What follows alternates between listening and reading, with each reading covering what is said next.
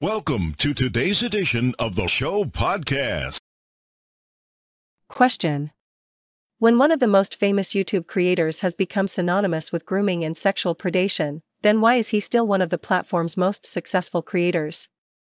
When James Charles first hit YouTube, back when it was still a wealth of opportunity and creativity rather than a mob of identical content creators, he found success in the makeup community that eventually made him the first male CoverGirl ambassador in 2016 when he was just 17.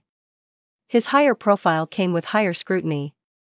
Inevitably, people on the internet found problematic tweets in his archive and raised questions about just how revolutionary his success as a male makeup influencer was as a cis white man. However, most of this criticism was attributed to youthful ignorance, then quickly brushed aside as Charles' success continued to skyrocket, meaning makeup palettes, sponsorships, and a cappella ventures galore. In the past 5 years, James Charles has, I shiver before I say this, become the face of a generation. He's everywhere. Having moved outside of his original makeup niche to become an overall internet personality, James Charles is now one of the most influential Gen Z creators across all platforms. James Charles also keeps the company of high-profile friends and collaborators such as Kylie Jenner and a clique which includes all the most famous TikTok stars like Noah Beck and the D'Amelios. Together, they've all been the subject of some drama over various TikTok videos and criticism for being generally entitled. But recently, with new, even more problematic patterns of behavior coming to light, Charles' behavior is no longer possible to ignore.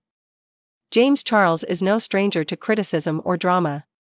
James Charles was also part of a drawn-out saga involving Jeffree Star and Toddy Westbrook, which, despite causing his initial subscriber count to drop from 16 to 13.4 million, he kind of won.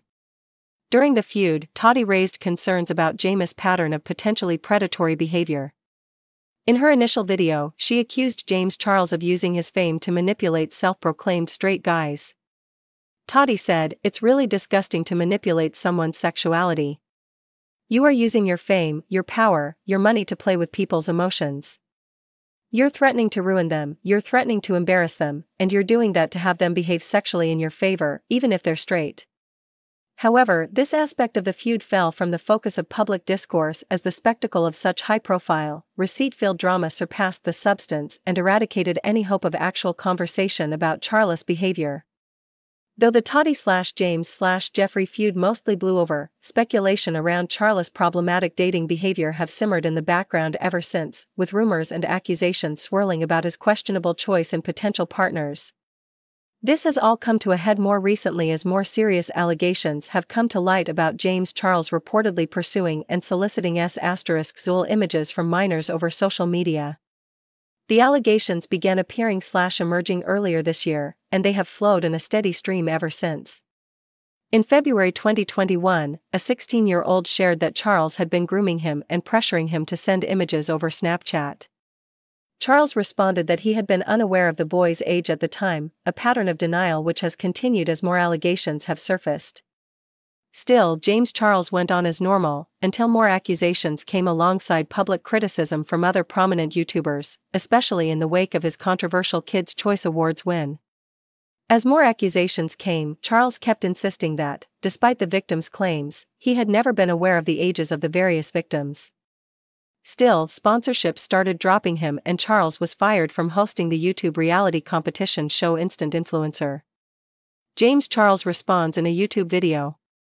After the barrage of testimonies and Snapchats made their way around social media, James Charles could no longer go on as normal, per his previous responses.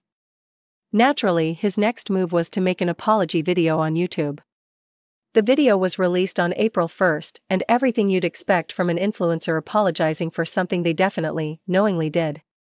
Teary-eyed, dramatic, and devoid of any actual proof of change or acknowledgement of guilt.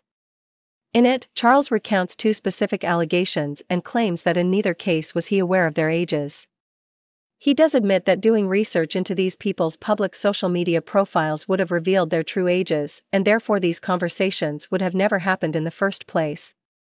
However, each of these incidents occurred far apart from each other, according to James. One of them was from last year and one of them was more recent.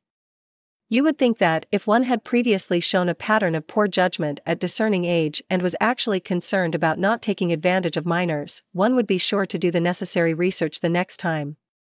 Charles also claimed not to understand the power dynamic between himself, a household name with millions of viewers and dollars, and the boys he was talking to.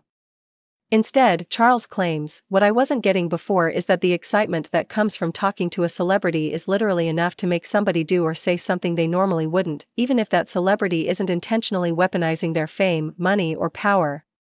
However, having been famous since he was 17, Charles has had time to become accustomed to his fame and its effect on people. The Toddy Westbrook video broached this very topic, scolding Charles directly for exploiting his influence. Charles also tries to turn the video into his pity party, saying all this happened because he was desperate, as if the obvious solution is moving on to predatory behavior and targeting younger, less experienced boys. This logic also seems to acknowledge that Charles knew, in some way, that he was approaching more vulnerable people who would be easier to influence with his status. As we've watched celebrity apologies evolve, especially after summer 2020 when so many were called to answer for their racism of yore, these apologies have become increasingly replete with buzzwords and therapy speak that imitates actual emotion and appears to absolve them of wrongdoing. Celebrities aren't being held accountable by anyone, least of all themselves.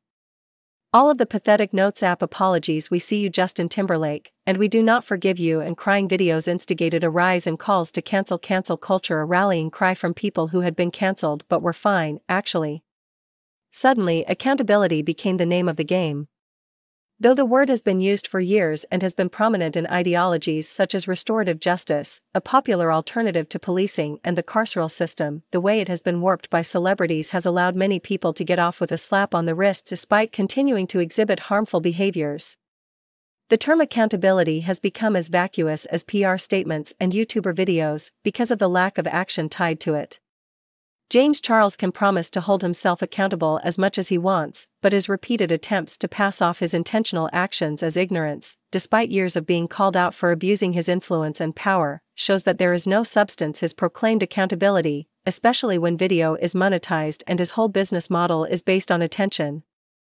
The lifestyle and influence economy is propped up on a shallow conceit, one which reaps scandal after scandal because of the inflated egos of those at the top and their inability to handle the responsibility of influence. James Charles knows that he can go unchecked and act without repercussions, except the occasional few weeks of heat on Twitter, so he does. So what incentive does he actually have to hold himself accountable, when all he really has to do is hide his bad behavior better? At this point, it seems that when they reach a certain point of fame, influencers become untouchable, unmovable. Charles may have lost a few followers and sponsorships, but he's still a millionaire making money from videos that claim to be apologies and using every opportunity to garner more attention, more fame. And if it seems like every celebrity is getting cancelled, it might not be cause to cancel culture, but to examine the ways companies and brands have given platforms to young people who don't have the best judgment, who aren't equipped to be role models, but who also don't have much to offer beyond their opinions and glimpses of their lives.